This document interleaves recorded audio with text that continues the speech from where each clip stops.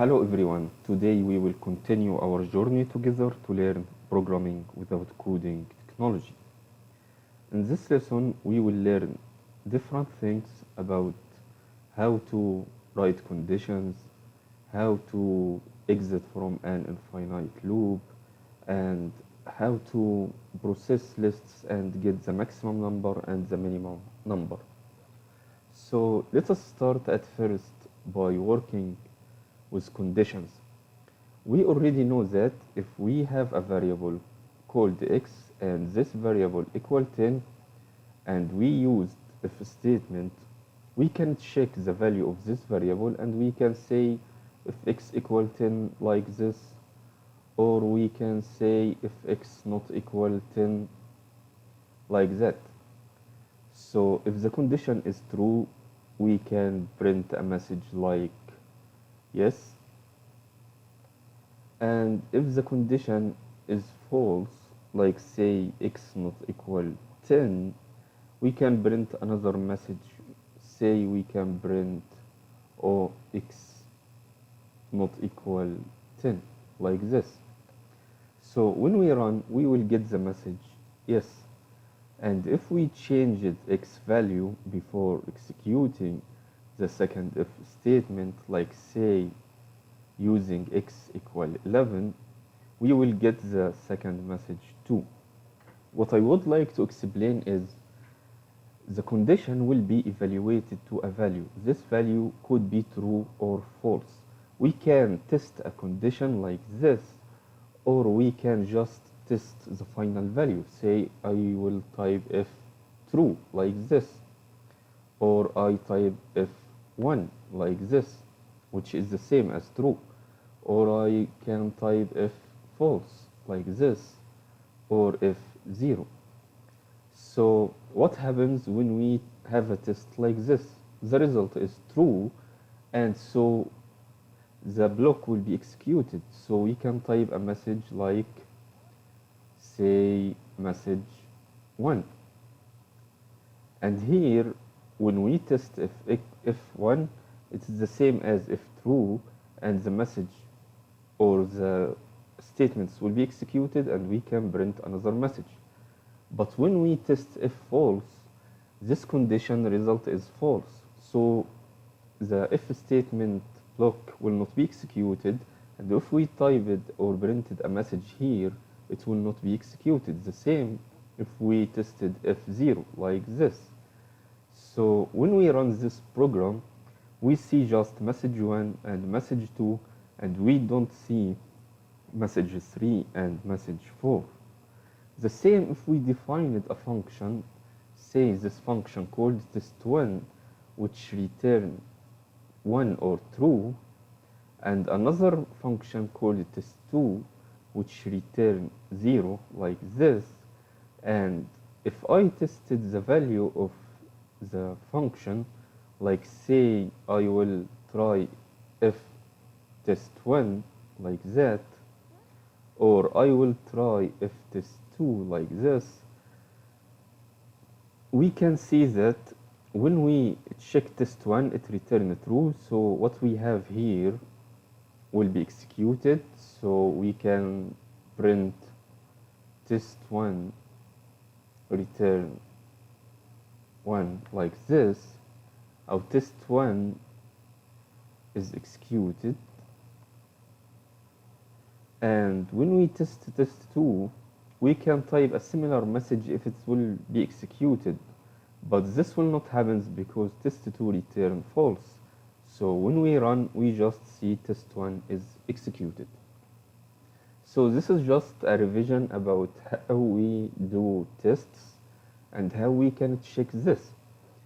Another thing is that we can write complex conditions, like say if I have another variable called y and say y equal 11, I can type a test like if x equal 11 and y equal 11 too, and I can type another test like or x equal 100 and y equal 100, like this. Complex conditions could be written so we can execute something based on this condition, like we have a complex or advanced condition or expression. So when we run this, it will be executed because we know that x equal 11 here and y equal 11 too. So this is just a revision for conditions. Now move to another thing. What happens if we tried to create a while loop like this and the condition is just true? This while loop will be executed forever. We can print a message like I love programming, like this. Now when we run this, we will see the message forever. We can end the program by pressing close, or we can press Control C like this and type yes, we want to terminate this job. Or we can run this inside the environment, and when we see the message and we would like to stop this program, we have a button here to stop. We click it and we are done. So we can type a comment here that we can stop this program using the stop button in the output window, and we move this up. So when we run again, we can just click here. So this is just a quick revision about conditions and a quick explanation for the stop button.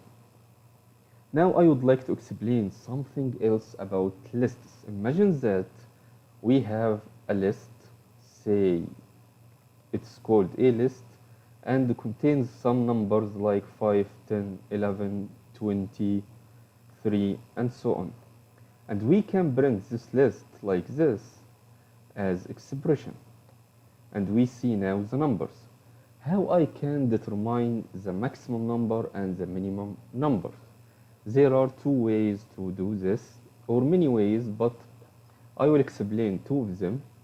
The first is like doing a search in the list. We can say using assignment that the maximum number is the first item in the list, like this, as a start. And then we use a for loop from the item number 2 to the maximum number of items that we have, which is the size of the list, using the len function. Say we do it like this, and we check if our list item using the t variable is greater than our maximum, like this. And if it is greater, we replace the maximum number to be our item, like that. And in the end, we print, say, the maximum number, and we print as expression the n maximum variable, like this. So when we run, we get the maximum number is 20. In a similar way, we can determine the minimum number. Say, I will copy this, but instead of calling it n maximum, I will call this in minimum.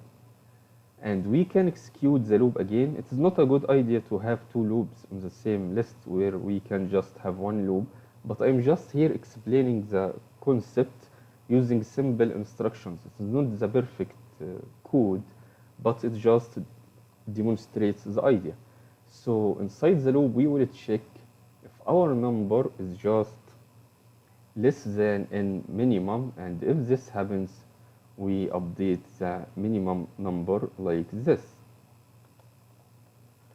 And finally, in the end, we can print, say, the minimum number by typing like this. And here we print in minimum. Now when we run, we see that the minimum number is 3. Again, this is not the perfect loop because we can move this condition to be here. So imagine that we would like to do this. I will save this in another program. Say it will be part 4 like this. And I will modify the code to be the perfect.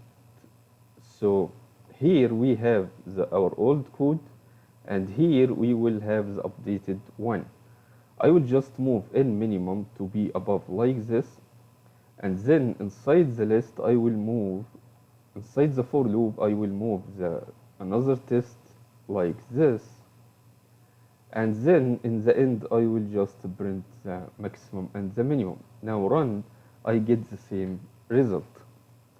So here we have like a simple implementation for maximum and minimum, and I think that we can have a better solution too.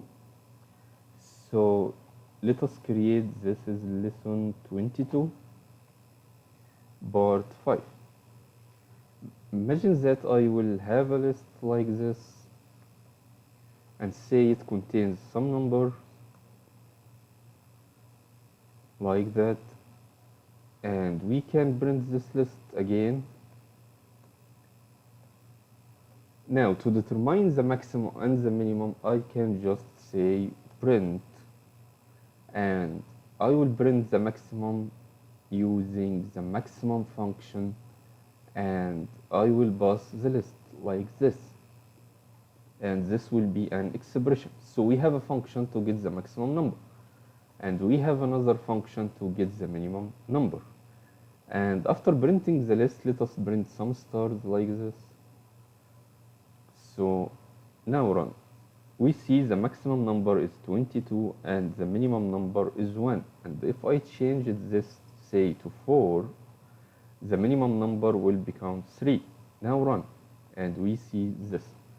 So now what we learned? We learned in the beginning of this lesson how to write conditions quickly and write the result of the condition like true or false, and how we can use functions to get the result of conditions.